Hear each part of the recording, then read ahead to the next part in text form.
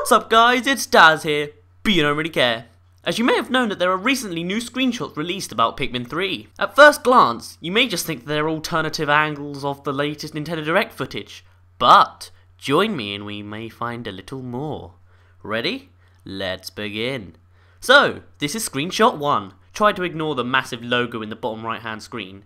And first off, we can see slap bang in the centre of the screen a whip-tongued Bulborb, which seems to be the mascot enemy of Pikmin 3. But it's in the centre of the screen. Usually the captain is in the centre. So, this can only mean one thing. This view is the scanning view.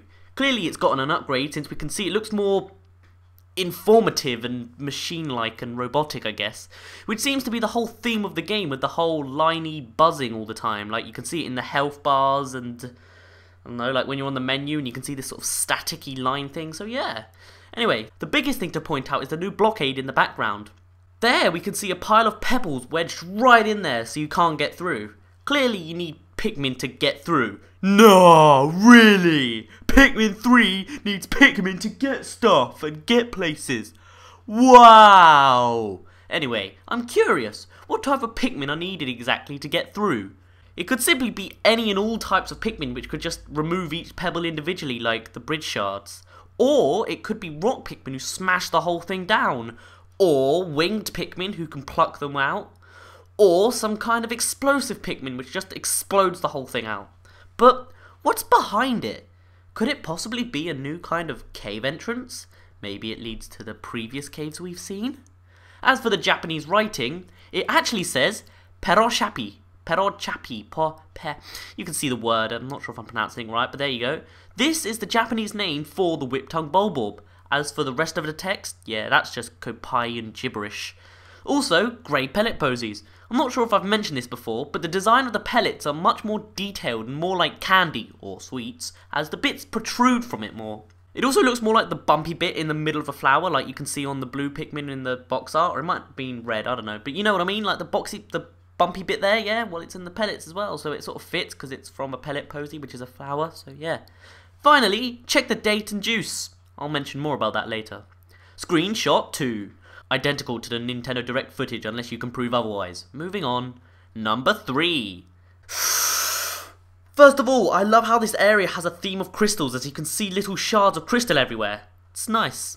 Also, the area seems to be quite round, and notice how it's day 2, so that means that it must be from the same place as this footage. So that means that the rock Pikmin have only recently been collected, as they must have gotten Brittany out of that little area there. Actually, this place seems to be familiar to this spot on the map.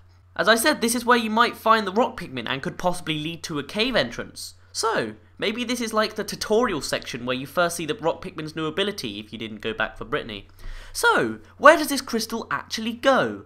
Well, following my last idea, it leads to a hole or a cave entrance.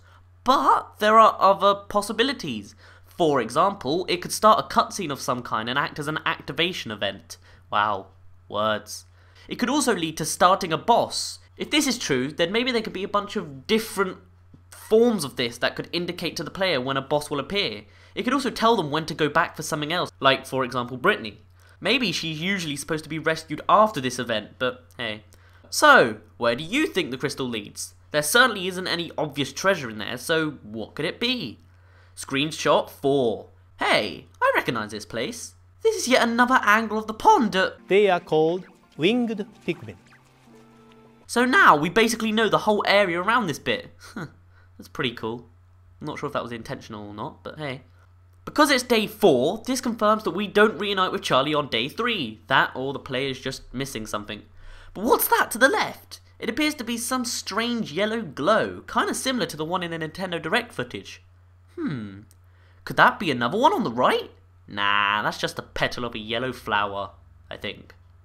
Really, there's not really much else to point out. The rocks have buds, so they could be more common again since Pikmin 2 always seemed to use either flowers or leaves. Buds were kind of rare, you had to only get them if you waited after they were buried or something, I don't know.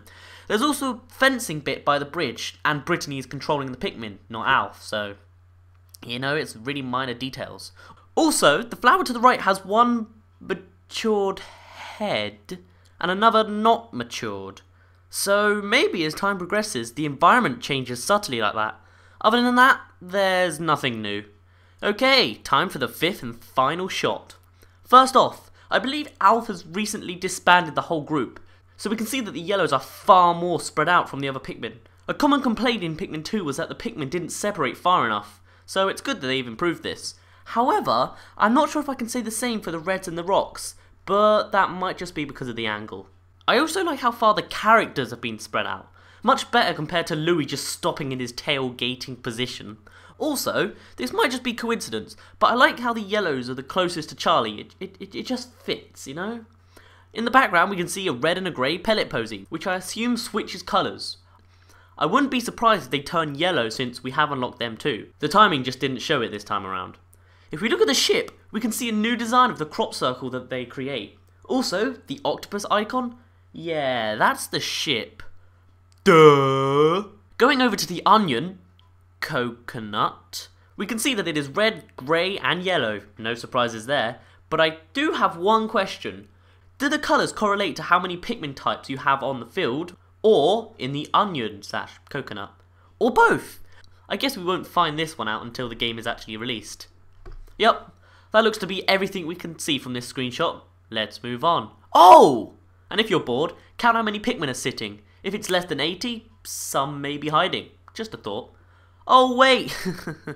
There's a massive blooming stone wall in our face, because the previous hint wasn't obvious enough.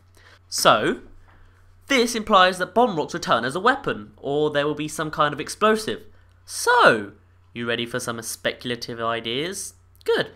Orange flowers could possibly be upgraded Pikmin. In one aspect, they could be used to combine and breed Pikmin together to form new abilities. For example, reds plus blues equals lava-resistant Pikmin.